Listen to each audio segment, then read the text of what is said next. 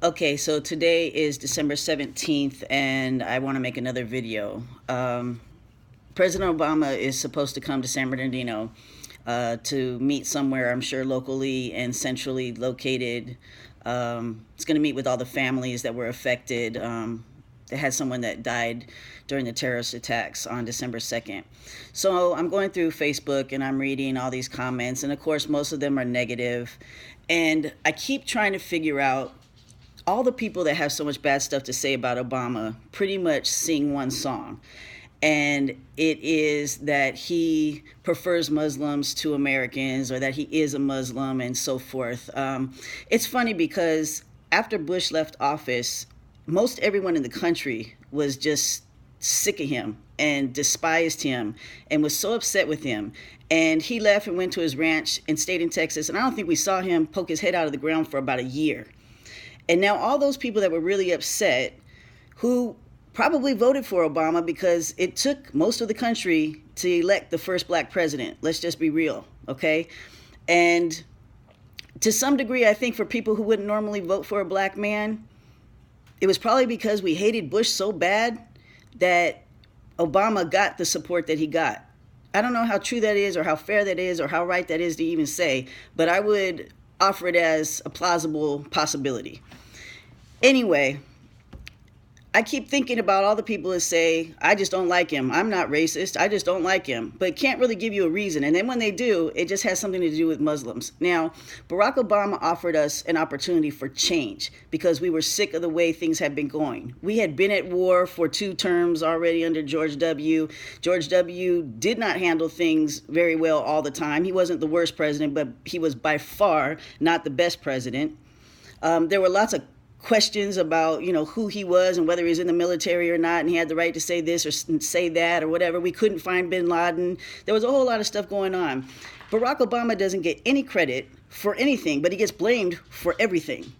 When I tell my friends, hey, the gas is cheaper than it's ever been, they say, well, that's got nothing to do with Obama. It's because of this or that. When I say anything, like, oh, he went with his family and, fed the homeless turkey on Thanksgiving. It's like, oh, that was just a PR stunt. He's not trying to get reelected.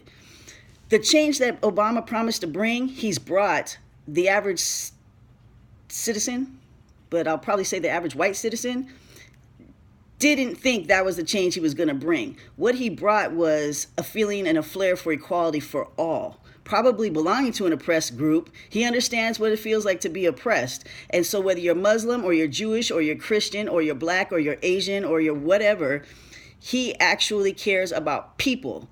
And it was important for him to repair some of the relationships the United States had with other countries, because for most of our lives, my lifetime, I'm going to be 45 next month, or in February, I remember ducking and covering when I was a little kid at school because we were taught to hate the Russians. I remember being afraid of Russians, and I didn't even know a Russian. I wouldn't have known a Russian if one came up in front of me. But the sirens would sound at school, and we would duck and cover, and it was the Cold War, and we were told that Russians were trying to kill us and that they were going to drop bombs on our school. I was a little kid and having to deal with that. Okay, so now you fast forward. Now we've got Muslim terrorists, okay? Well, not every Muslim is a terrorist. So Barack Obama continues to speak to that. People, right? People in every group. There's a group of extremists in every group. Westboro Church, extremists. KKK, extremists. Okay, so yes, there are terrorists who happen to be Muslim, but not every Muslim is a terrorist. Now, most Americans' fears is, well, how do we tell a Muslim terrorist from a regular Muslim that's not terrorist, right? Okay, I get that. We think that they're going to sneak over with Syrian refugees or do some other things, but history will tell us they're already here. They went to our training schools. They were living in our country when they did 9/11. These 2 people that did all this stuff in December, on December 2nd, one of them was born here, and he went to school here, graduated here, lived here among us, worked with us. And he did that. We would have never suspected him as a Muslim terrorist. No one suspected him. He's been here for years, right? So we'll blame his wife and say, well, she came from those other countries and she was probably the extremist and she had some kind of influence on him. Maybe, maybe not. We don't know. Maybe the authorities know, but they haven't told us definitively yet, right? So our concern about them sneaking in with refugees who are trying to flee what it is that we're afraid of, and us using it as an excuse to be hateful, it just doesn't make any sense. It's like America is supposed to be a place for immigrants to seek refuge. It is supposed to be a country where every type of person from all walks of life and diversity can find a home and work toward the American dream, that they can own land and own a house and walk in freedom and not fear. It doesn't matter whether you're Muslim, black, white, purple, green, or blue in the United States. And this concept we have of a melting pot doesn't mean that we go into a big pot and we all melt together and come out white. What a melting pot truly is a mixture of things. Okay, so if you have a melted pot of chocolate and you add strawberries and bananas and other things, you have a nice fondue. The strawberries and bananas don't become chocolate, they get dipped in chocolate, and it's tasty, right? Stew, put in meat, you put in potatoes. It's a whole melting pot. It's on fire underneath. We're cooking it, but those things don't lose their integrity. They still remain what they are. They just enhance one another in flavor because they're mixed together and cooked together. So that's what America is really supposed to be about. America is supposed to be about people from all across the world having one safe haven, one safe place where no matter who you are, if you're born here or you're naturalized here, you're an American citizen, and we stand by one another. I think it's pathetic that the only time that we have some kind of American feeling and stand by our brothers during national tragedy, we don't care, football, the Super Bowl, and the Olympics. If Americans are winning the Super Bowl, right, then hey, if Americans are winning, well, Americans are going to win the Super Bowl, but you know what I mean. Football, we're down.